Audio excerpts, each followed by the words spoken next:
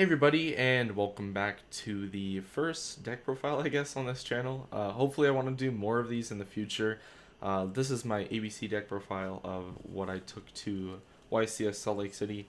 I didn't do all that good, but you could just use this deck. I think if you played it like a little bit more, and then you found out more optimal plays, because I honestly just didn't really look up any combos. I just kind of played this deck for what it's worth, outside of like the Link, the one card Dragon Buster. That's the only combo I really like knew. But outside of that, I really just played this deck with like how I understood it. So if you guys want to like switch anything up, you're all good to go. You can go ahead and do that. But let's get right into it. So I played 2A. This one's actually really good. You can infinitely recycle this. If this card dies and you have an A engrave, you can search the A back to hand and then summon it, or like, for your hard summons, and then you can just infinitely recycle them. It's pretty slow, but I mean they float quite a bit, so it's pretty good. 2 is fine. It also kind of enables a fireball combo, which I could show, but I'm gonna try and keep this video short. So if this gets enough attention or anything, I might show some fireball combos that I figured out. I played 3B, best piece. It floats into a Dragon Buster if all the effects go through and stuff after a couple turns of your opponent like killing it and stuff. It's pretty good. Best piece in the deck, obviously. And then we played the 2C because it's good. It's just not worth playing 3 of. I think if I played Desires, I would definitely play 3 of all pieces, but I don't. So 2, 3, and 2 is a really good ratio for me. Gadgets. So in testing, these were terrible, but when I was actually playing, they were absolutely amazing. There'd be times where I'd crash a gadget into something, and then summon another one, and then the piece would get summoned from my hand. They were amazing all day. I loved the gadgets. For hand traps, I played 2 Ghost Ogre and 2 Ash. These were just okay, honestly. I didn't see too many Pendulum Magicians, so the Ghost Ogres is okay. And I think when I did play the Pendulum Magicians, I didn't see the Ghost Ogre, which really sucked. And the Ashes are bad against the Pendulum Magicians, so I would side these into Effect Veilers. But honestly, I would keep the ratios. I wouldn't change them. I think 2 and 2 is really fine. I don't want to clog on hand traps. I played 3 of the best field spell probably in the game. This guy gets you a Dragon Buster if you wait a turn, so you can like search for a B, or you search for a C, summon it, and then you equip the B, and then you just pass your turn. Your opponent goes, they kill the B, you add an A to hand, and if they kill the C, then you summon the B, and then you get a Dragon Buster. So it's pretty good. You can just float into a Dragon Buster really easily, and I loved it. I tried this card out, and honestly, I didn't really like it, so I'll definitely change it. I played 3 Called by the Grave. This was the first tournament that this was ever legal.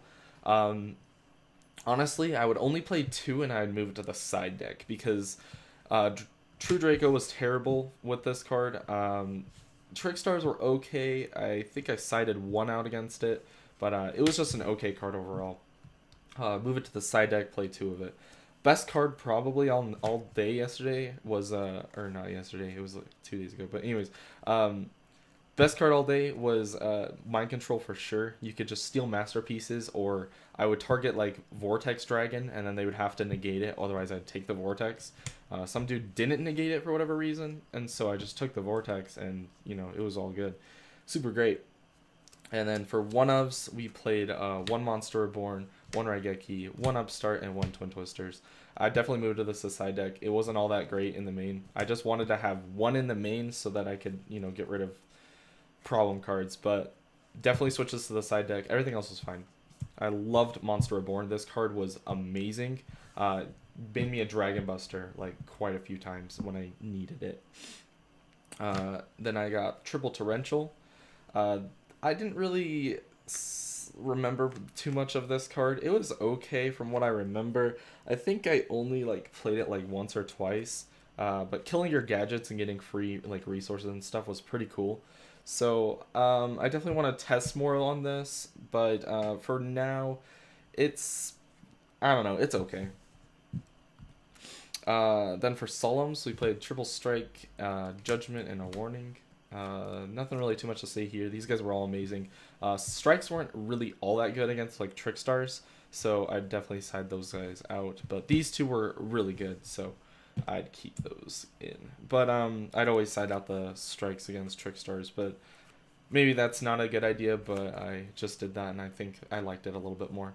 For the remaining traps in the deck, I played the Imperial Order and the Auto-Win Skill Drain. This card was amazing. You flip this over, and then you basically just win the game. Nothing really too much to say there. It was really good. Moving on to Extra Deck, we played for Link Ones, just the Clara. This card is just a free Dragon Buster. Kind of hard to explain the combo, but like you can go kind of Google it if you need to. It's really good though. 2 Underclock Taker. So my extra deck is pretty focused on doing this like one combo where I end the board with like a Trigate Wizard, a Firewall, sometimes a Borreload, and like the Trigate Wizard is linked up with a Gaia Saber, and it's just so broken. It's like co-linked or whatever. I can show it to you. It's kind of redundant because like at that point you're already winning anyways, so it's like I don't know if it's really worth it to go ahead and go through all that trouble, but I can show it to you guys if you if you guys want to, I guess, depending on the feedback on this video. So 200 Clock Taker, these were amazing. I think I made the second one a couple times, but it was really good. So I played a Proxy and a Klee Genius. You could honestly probably switch one Underclock Taker to this, but I think that I like the Underclock Taker a little bit more, so I played the Underclock Taker over the Klee guy. But they were both really good. So yeah, I really like those. Gaia Saber, I think I've played this a lot of times. I don't like Decode Talker, so this was a really good replacement. But yeah, nothing too much to say there. Trigate Wizard, I think I made this once or twice. I think I made it twice. Once against, I think it was both against the Pendulum Magician player actually, and I used the double damage effect with my Firewall link to it, and I kind of just like attacked pretty hard. It was really good. But you can definitely change that off if you'd like to. I played the one Fireball for the Firewall loop with A. It's pretty good. I can show it, I guess, maybe. I don't know. And then Borreload. So this card was just amazing. I would always play this guy, and then I'd just like basically win the game from there. Borreload was just so good. Baguska, Tsukiyomi, and Diamond Dire for Rank 4s. I didn't summon the Baguska once, but these guys were really good. So you could definitely change this guy out for something if you'd like. I didn't really like it that much, but yeah, that was about it. And then for the best card in the extra deck that of course everyone plays 3 of, Dragon Buster. Just amazing card. Gets the effects under Skill Drain. You can't not play 3 of it. Moving on to the side deck. So the first card is Artifact Lancia. So this card was good, but like I didn't really have too many matchups where I needed it. But you definitely want to play this in your side deck because it's so good against the the grass deck, the Lightsworn grass thing where they just banish everything. You just hit them with the Lancia. I played it against the Invoke guy, and I misplayed quite a bit where I should have like hit it when you like search with Alistair. I should have used this, but he had the magical meltdown, so when he activated the invocation, I couldn't chain the Lancia. So you definitely want to make sure you're playing your cards right, but I didn't play them right, so that was my bad. I played 2 Effect Veiler. Said this against Trickstars and the Pendulum dudes. I think I saw it once or twice. I don't remember anything specific about it. It was good though. So nothing too much to say about that card, but you know, cards that were absolutely pretty good were Kaijus with the Slumber. I don't really know if I need to explain this. You just kill the Masterpiece, and then you just, you know, summon your Dragon Buster, banish the Kaiju if you need, or something like that. Or you just swing over the Kaiju. Jizakir, you can attach the ABC pieces to it because it's a machine, and then if the pieces would die, you can, you know, if this guy would die, you can kill the pieces instead. That's what I said. That's what I meant. I played the Double Twin Twister.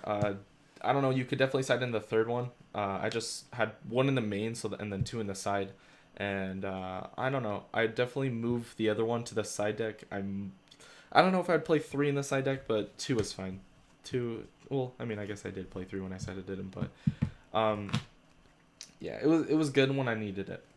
Uh, Unending Nightmare and Dimensional Barrier. So this is just for pendulums and stuff. This card was an auto win. I didn't see this card once, but the D barriers were absolutely amazing. Definitely, I don't know if I'd put this up to 3, but like it was so good. So I don't know. I'd consider putting that card to 3. But that's it for the deck profile. So if you guys want to see some combos, I can definitely do some of those if you would like.